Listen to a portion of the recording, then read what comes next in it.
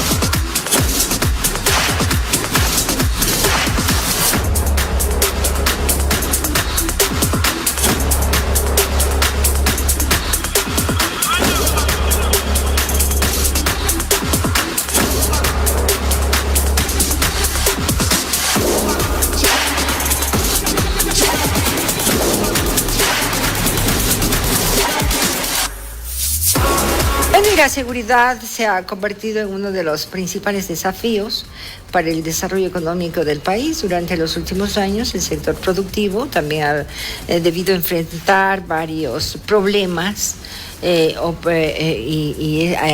con esos problemas, algunos costos operativos derivados de las acciones de grupos criminales que han afectado también a la actividad empresarial, la generación de empleo también en nuestro país.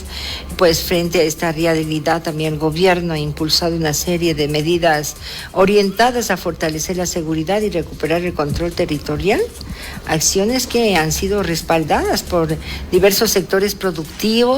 Y a ello muchísimas gracias, porque allí ha sido un gran trabajo también que ha desplegado Policía Nacional.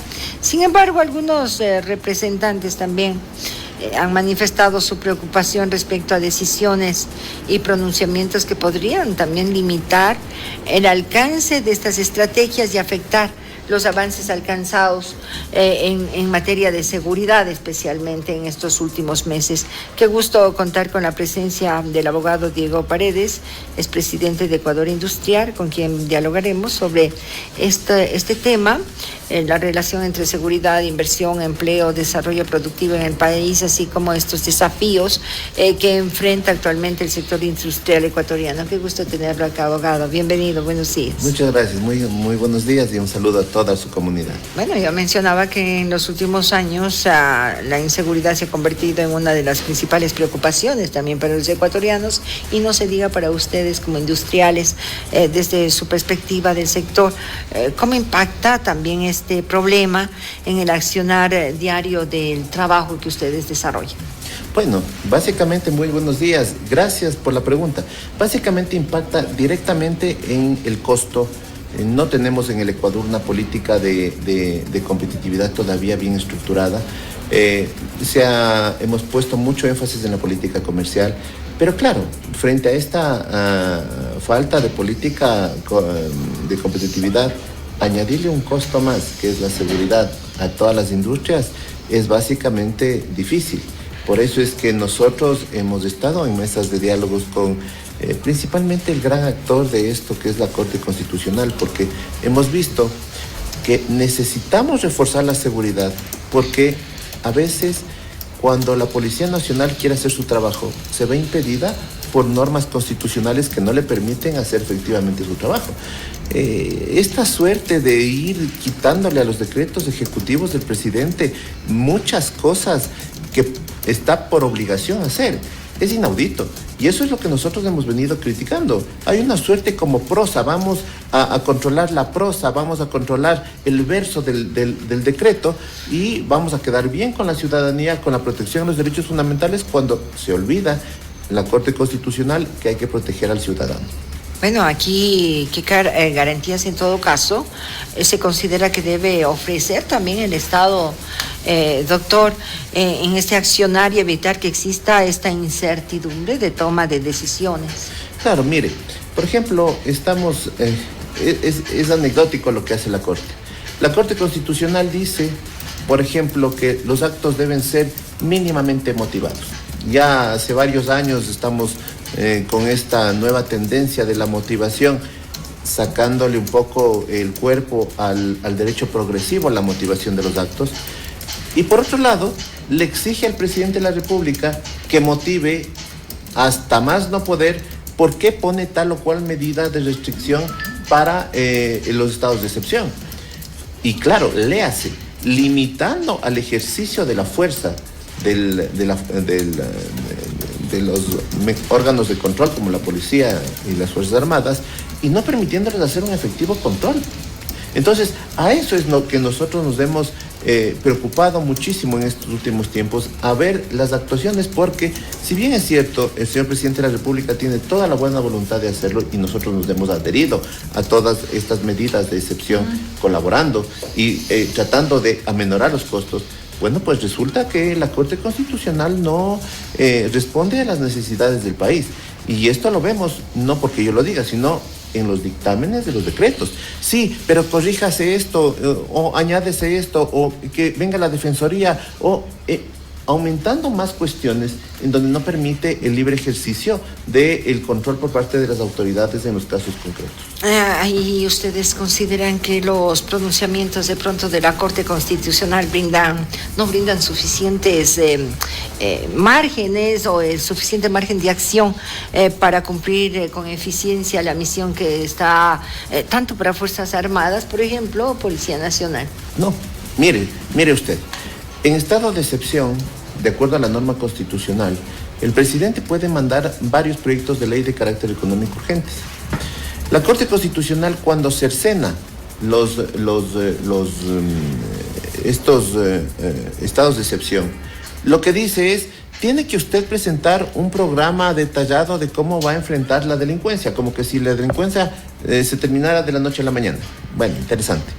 Pero más allá de eso, resulta que limita la capacidad del presidente de la República de hacer eso mismo. Es decir, si necesitamos varios proyectos de ley y tú me limitas la capacidad de proponer o me limitas la capacidad de hacer cuestiones con el estado de excepción, entonces, ¿de qué estamos hablando? Es decir, la propia Corte Constitucional se contradice y tiene que especificar, porque desde el inicio, como lo hemos determinado en muchas ocasiones, el derecho a la motivación consagrado en el artículo 76.7.L de la Constitución, ellos mismos lo han hecho regresivo.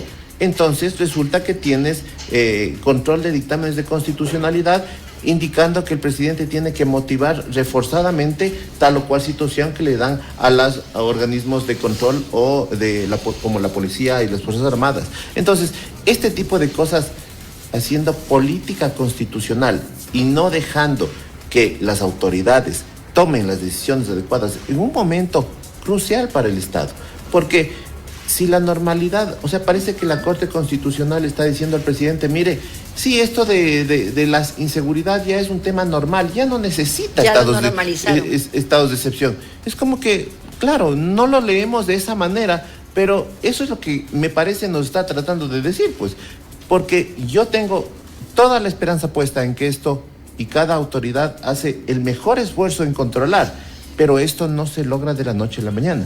Y lo que estamos evidenciando es que con los estados de excepción, además del esfuerzo que nosotros hacemos como sector productivo industrial, que lo estamos asumiendo, además porque los costos sobrevinientes de un estado de inseguridad son altísimos. Es decir, tenemos que mandar la mercancía asegurada, costo adicional. Adicionalmente hay que contratar seguridad privada porque entendemos que las fuerzas de seguridad están haciendo su trabajo en los focos en donde están evidenciándose estos temas de inseguridad. Pero más allá de eso, no se avanza a comprender que estos temas y estos esfuerzos que hacemos nosotros por tratar de mantener precios que siempre hemos venido manteniendo y los costos de producción no se podrá seguir por mucho tiempo más porque lastimosamente hay organismos del Estado como la Corte Constitucional, que es el máximo, que no apoyan este tema. Y sobre todo también en algunos sectores sostiene que las restricciones impuestas a los estados de excepción podrían limitar herramientas importantes como combatir la delincuencia. ¿Cómo comparte usted esta preocupación? A ver, yo soy frontal. Tenemos que combatir a la delincuencia con todas las herramientas constitucionales que le da el presidente a través de los estados de excepción. El argumento que el estado de excepción tiene que ser temporal tiene que ser directamente proporcional al argumento de que ya se acabó o no se acabó la inseguridad. La respuesta es, no se ha acabado. Y la Corte Constitucional no puede decir, es que es culpa del presidente. No. Es culpa de que no se han dado los esfuerzos necesarios para poder, por parte de los órganos de control, para que el presidente pueda, con todas las herramientas que tiene en los estados de excepción, hacer valer su autoridad para controlar el país. Ahí yo tengo una línea muy clara. Se tiene que utilizar todos los mecanismos que le autoriza la Constitución para erradicar esto.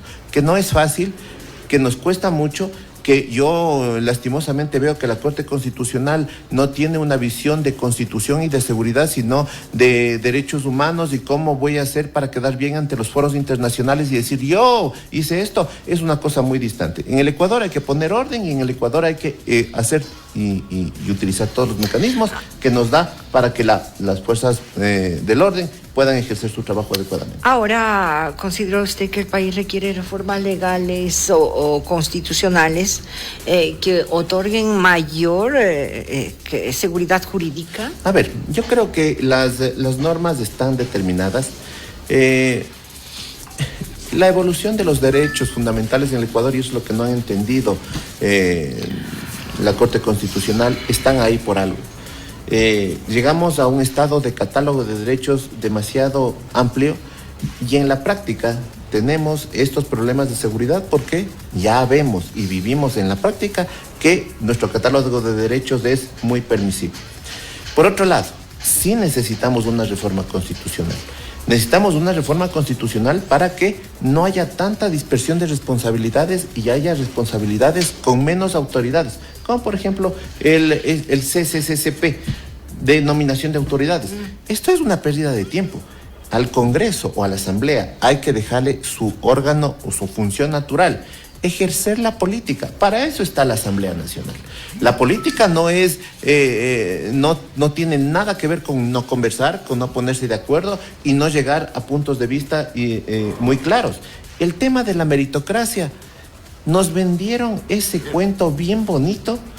Al final, claro, vemos que por méritos existen todos estos titulares de los organismos de control del Estado que tienen muchos PhDs, tienen muchas cuestiones, pero se olvidaron que al final esto es un tema de seriedad, de ética y de cuestiones que no vienen otorgadas por los títulos. Entonces, ahí tenemos un principal problema. Y el otro problema que tenemos es que, claro, tenemos autoridades como las de control que son muy, por ser en este ámbito, muy dados a los títulos profesionales, claro que nunca ejercieron la profesión.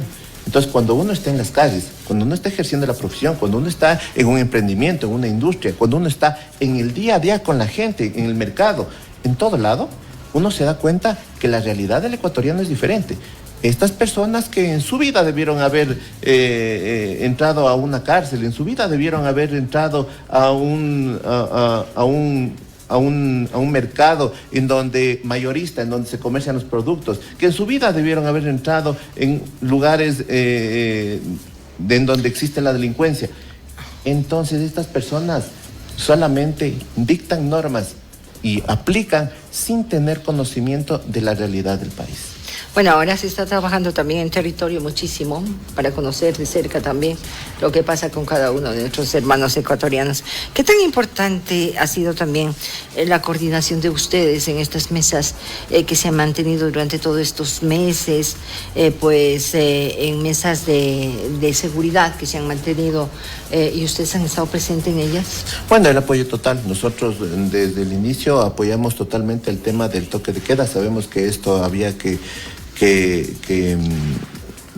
regularlo de mejor manera, pero al final nos adecuamos a las disposiciones que la autoridad hace. Esto va en beneficio para todos. Pero es que es un principio básico. El respeto a la autoridad es básico para que el orden se mantenga en un estado de derecho. Si es que no hay respeto a la autoridad, realmente ahí es donde las cosas empiezan a entrar en una situación y en una vorágine de problemas increíble. Entonces, el respeto a la autoridad tiene que ser un principio básico y básicamente tenemos que tener personas líderes en todos los órganos de control que mantengan esos principios claros para que esto no se nos salga de las manos. Pero luego de esto, ¿cómo han percibido ustedes como entidad? Hoy hay un ambiente más favorable para de pronto producir, generar empleo, gracias a este fortalecimiento también de estas acciones que se han implementado en estos últimos meses. Bien, sí, pero eso lo vamos a ver cerrando caja al final del año. Tenemos muchos problemas en el sector productivo porque no se olvide que estamos todavía amortizando el tema de los cortes de energía, toda la generación de energía que tuvimos que hacernos cargo. Sí. Pero más allá de eso, nosotros no nos quejamos sobre estos temas.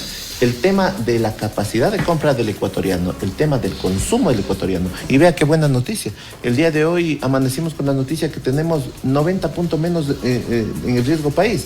Esto genera que hay gente que puede invertir más, a menor costo el crédito. Cada vez que bajamos puntos en el riesgo país, el crédito baja, ya no estará a una tasa del 12, del nuevo, bajará muchísimo más porque todo el crédito internacional se abre al Ecuador.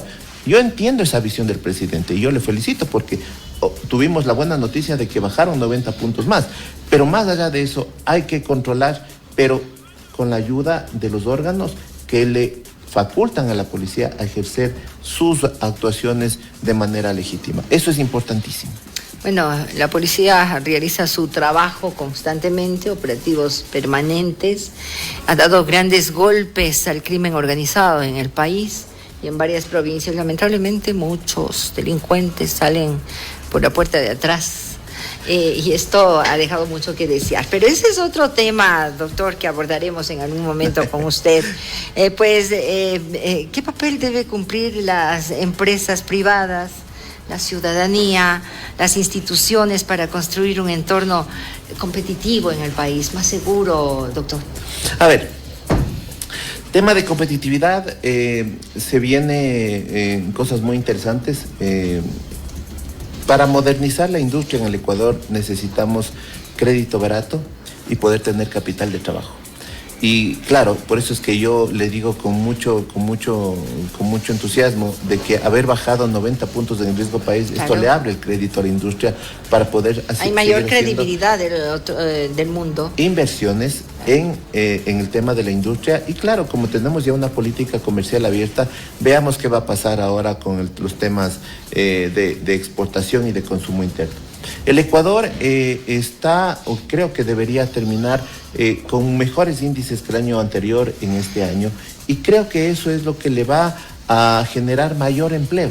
No se olvide que todos estos temas de criminalidad y todos estos temas que se generan es porque ciertamente hay personas y los muchachos no encuentran lugares óptimos para poder tener un trabajo adecuado.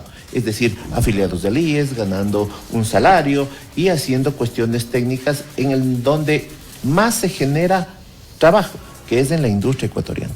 No se olvide que la industria aquí en el Ecuador genera el más alto índice de trabajo regular. Esto es, para poder seguir creciendo en las aportaciones, por ejemplo, al IES. El IES tenemos esta cuestión, este problema ahorita de que no está creciendo y ya hay muchas voces que dicen que tal vez hay que hacer una reforma para poder subir la edad de jubilación. Pero si es que el sector productivo está sólido y podemos cada vez emplear a más gente, yo creo que el tema del IES va a poder sentir una relajación y no habrá necesidad de reformas adicionales, porque hay que conseguir más gente que aporte al IES. Entonces, yo creo que ese es el plan y esa es la visión que tiene un poco este gobierno con los índices macroeconómicos que se ve y ciertamente a fin de año ya podremos tener muchos datos sobre si es que se ha recuperado el sector productivo en lo que va de este año. Ahora, abogado Paredes, así como el Estado ha fortalecido las acciones de seguridad, ¿cómo está contribuyendo el sector industrial para respaldar estos esfuerzos y construir entornos más seguros? Mire, la capacitación que estamos haciendo nosotros al interior de las industrias está fundamentado en justamente eso. Apegarnos cada vez más a la normativa, dando mayores tipos de beneficios a nuestros colaboradores. Esto es, por ejemplo, tener los recorridos desde el trabajo a la casa en horarios determinados para que no estés justamente corriendo un poco de inconvenientes en el transporte público. Se está haciendo lo que más se puede. Estamos viendo un programa de seguros y aseguramiento privado que se va a soportar y va a ayudar también al aseguramiento que tiene con el IES, con la ayuda de algunas empresas que nos van a ayudar en costos preferentes con respecto a esto. Nosotros también estamos en conversaciones para ver si es que se puede ayudar a través de la nueva ley que dictó el presidente de la República, a ver si es que se proyectan utilidades, se puede apoyar también a las fuerzas del orden en cada uno de los ámbitos de las circunscripciones de las industrias. Es decir, nosotros estamos prestos, una vez que veamos claramente que las situaciones van ciertamente mejorando, poder seguir apoyando en lo que también los requerimientos de las mesas de diálogo nos hagan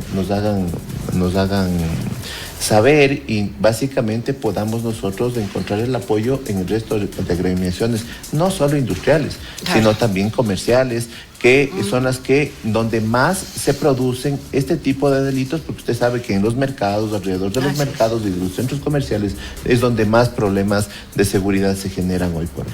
Bueno, es que esa es la actitud. La lucha contra la delincuencia requiere no solo del esfuerzo del gobierno, no solo del esfuerzo de la Policía Nacional, Fuerzas Armadas, sino también de estos consensos institucionales, de la empresa privada, de todos los ecuatorianos. Todos debemos unirnos a esta lucha contra la criminalidad para permitir y no permitir que avancen y avance estos problemas que enfrentamos en la actualidad los ecuatorianos. Muchísimas gracias, doctor, por estar acá con nosotros. Un mensaje al país en esta mañana. Le agradezco, muchas gracias. ¿Cuál es su mensaje a todos los ecuatorianos? A ver, nosotros, ahora que estábamos topando estos temas, también recibimos bastantes mensajes con respecto a lo que está pasando en cada una de las provincias de las ciudades. Nosotros canalizamos, por ejemplo, cuando un fiscal o un juez no da abasto o habiendo delito flagrante, las industrias ven que no se hace nada con respecto a lo que ha sucedido en esto. Entonces, nosotros también canalizamos y somos portavoces y ayudamos a denunciar, y nosotros estamos ahorita en proceso también de diálogo con la Fiscalía General del Estado, y aprovecho esto para que el señor fiscal también nos dé un espacio y poder hablar de todas esas denuncias que tenemos en provincias sobre el mal uso, sobre la falta de interés que tienen ciertos fiscales en seguir adelante un proceso, por ejemplo, o que un juez al final deje libres cuando ya ha habido muchos intentos previos de que esté en un proceso y con una detención definitiva. Al final de todo eso, de lo que nosotros hemos revisado, yo le debo comentar, y parecería que es un tema repetitivo. ¿Usted sabía que la Corte Constitucional finalmente revisa todo? O sea, no quiere revisar porque a través de las acciones extraordinarias de protección ha dicho que ellos no ven muchas cosas. Yo creo que se hacen los locos y no quieren ver. Pero si todas las acciones extraordinarias de protección llegaran a la Corte Constitucional y la Corte Constitucional no desechara casi el 92%, porque llegan 220 al día, pero ellos desechan el 92% por temas de forma. Pero si ellos vieran las barbaridades que un juez dice en la motivación, se dieran cuenta en dónde está el chanchullo. Pero como ellos no quieren ver, y ellos están diciendo, nosotros no queremos revisar todas las acciones extraordinarias. Ahí está el verdadero problema y eso es lo que nosotros finalmente hemos detectado en el foro que hemos estado hablando y con amigos constitucionalistas como el doctor Rafael Ollarte, que también nos apoya en todo esto. Muchísimas gracias a usted, abogado, por haber compartido con nosotros en esta mañana. El abogado Diego Paredes, presidente de Ecuador Industrial, estuvo con nosotros en Al Día con Vigía.